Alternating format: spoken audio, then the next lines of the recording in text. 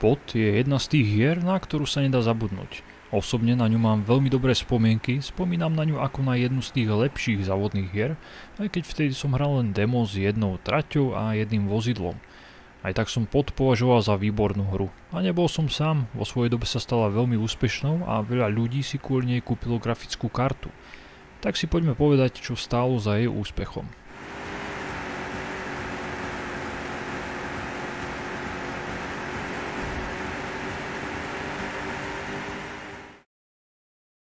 Planet of Death, alebo v skratke Pod, je arkádová závodná hra, ktorá akoby prišla z budúcnosti.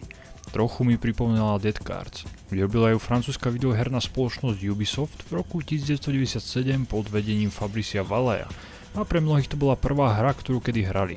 Od roku 2011 si túto hru môžete kúpiť na GOGu za 5 € a ide výborne aj na Windows 10. Len čakajte, že si ju zahráte v nízkom rozlíšení 640x480. Skúšal som hľadať na nete nejaké riešenie a na Steame bol dlhý návod, no keďže mi hra išla, nechcel sa mi celý deň skúšať a inštalovať, tak som sa spokojil s nižším rozlíšením. Potom som našiel mod s názvom Darkpod, ktorý vraj strašne stmavuje hru a nie je ešte dokončený, tak som ho neskúšal. Pod má veľmi dobré intro. Keby som nevedel, že sa jedná o závodnú hru, podľa intra by som žáner typoval skôr na adventúru alebo dokonca starý sci-fi film. Príbeh hry vám musím prerozprávať, už len pre navodenie atmosféry, aj keď pre závodnú hru nie je dôležitý. Celá hra sa odohráva na planete Io, a nie je to mesiac Jupitera, ale úplne nová planéta, ktorú ľudia veľmi rýchlo kolonizovali a všetci na nej chceli pracovať, pretože bola bohatá na vzácne materiály. Dlhé roky prosperovali, darilo sa im, no potom sa v baniach stala nehoda, kopali príliš hlboko. Na povrch sa dostal vírus, akási zelená žieravá huba, ktorá sa rýchlo rozšírila po planéte. Novinári ju nazvali ako planéta smrti, čiže Pod. Nastala panika, obyvatelia začali z planéty hromadne utekať, no pár ľudí ostalo. Niektorí mali na výber, iní nie. Pod začalo zožierať všetko, budovy, ľudí, stroje.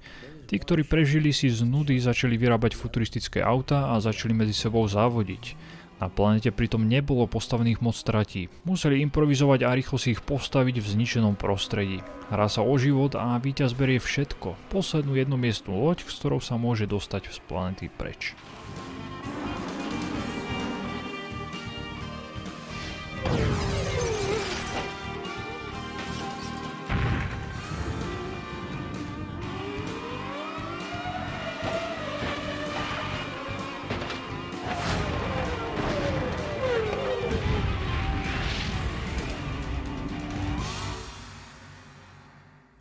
Čo sa týka vývoja hry, autori sa nechali inšpirovať viacerými závodnými hrami ako Ridge Racer Revolution z 95.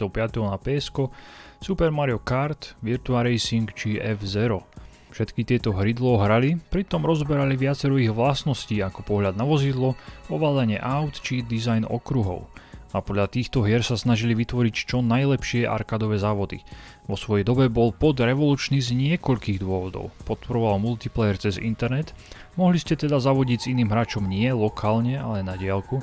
Bola to takisto jedna z prvých hier, v ktorej ste si mohli vytvárať vlastný obsah, čiže nové trate a auta. A okrem toho podporovala hardwarovú akceleráciu MMX od Intelu. Bol to jeden z predchodcov slavného 3D FX. Hra mohla bežať v krásnych 60 fps. Pod sa predalo 4,5 milióna kópií. Predalo sa ho toľko nie len vďaka kladným hodnoteniam kritiky, ale aj kvôli tomu, že bol pribaľovaný ku grafickým kartám a procesorom MMX. Takže pre viacerých ľudí bola toto prvá hra, ktorú videli s kúpou nového počítača. No síce bežala krásne na MMX procesoroch, na iných počítačoch bol problém ju spustiť. Názov Pod mimo hry má viacero významov. Sú to napríklad iniciály prvých troch vývojárov, Philip, Oliver, Daniel, a takisto Pod v angličtine znamená struk, čo je odkaz na vírus v hre.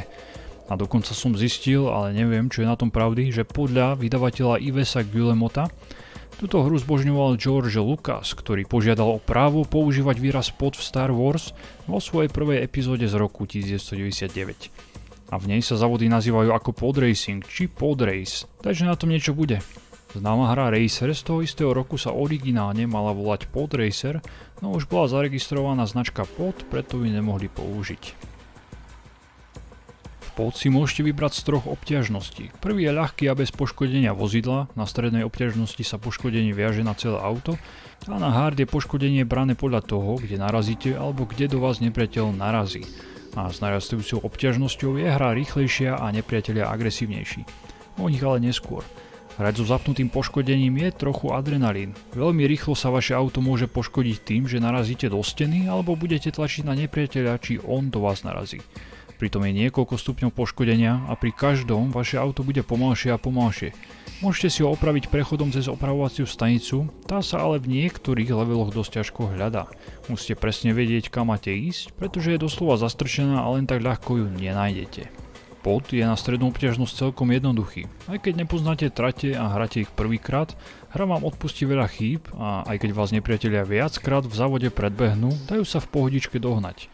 Ani nové trate netreba vedieť naspamäť a nemusíte presne vedieť, čo je za následujúcou zatáčkou, pretože vozidlá nejdú až tak rýchlo, aby ste nemali čas zareagovať, ako napríklad vo Wipeout.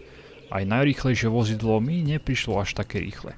Len si treba dávať pozor v niektorých tratiach na slepé uličky, ktoré nevedú nikam, len vás pomýlia, vy stratíte cenné sekundy a nepriateľa vás dobehnú.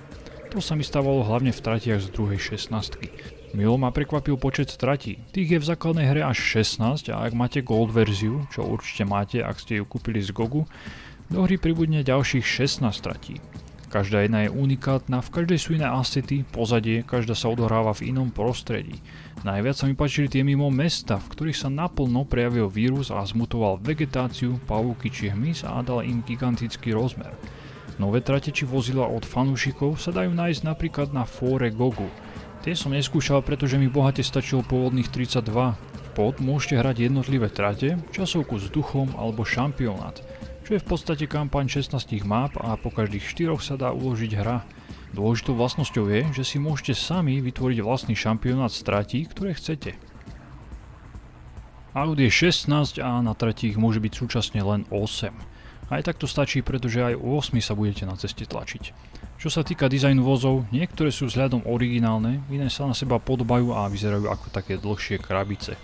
Trate som vyskúšal všetky a vždy po 4 zmenil vozidlo, aby som mal trochu iný zážitok. Najviac som si obľúbil Škorpíka, ten je veľmi rýchly, pritom sa s ním dobre bočí, potom Gamma z demoverzie, ten je pomalší, za to oveľa lepšie sedí na vozovke a po miernej úprave aj ťažkopadnejší trak. Najlepšie je, že si môžete auto upraviť podľa seba. Máte tu štatistiky ako v nejakom RPGčku. Každé vozidlo má 300 bodov, ktoré si môžete rozdeliť do 5 kategórií. Akcelerácia, rýchlosť, brzdy, ovládanie alebo posadenie na vozovke. Ovládanie vozidel je veľmi intuitívne a keďže pod nie je simulácia, príde do rúk naozaj každému.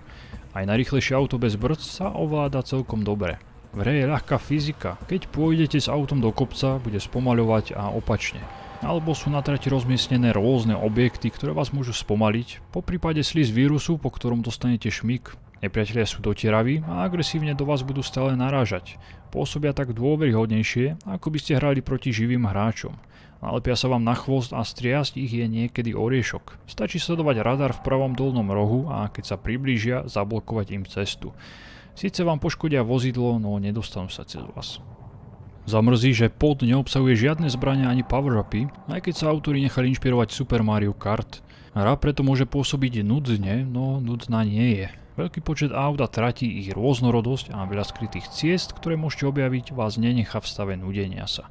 Pritom skrytých ciest, ktorými si môžete skrátiť trať a predbehnúť tak nepriateľa, je neuveriteľne veľa. Najlepšie sa hľadajú pri časovke bez nepriateľov. Pekne si pomaly prejsť mapu a nájsť všetky cesty a kde sa nachádza opravovacia stanica. Hudbu počas hry som moc nevnímal, maximálne jej pravidelný rytmus. Keď som si ju ale pustil samostatne, prišla mi výborná. Je to mix futuristickej elektroniky, techna a ambientných zvukov. Pod by si zaslúžil plnohodnotný remake, ale taký, ktorý by neskazil jej celkový štýl a dizajn tratí. Z iných podobných hier môžem odporučiť napríklad Dead Cars, Revolt alebo Roll Cage.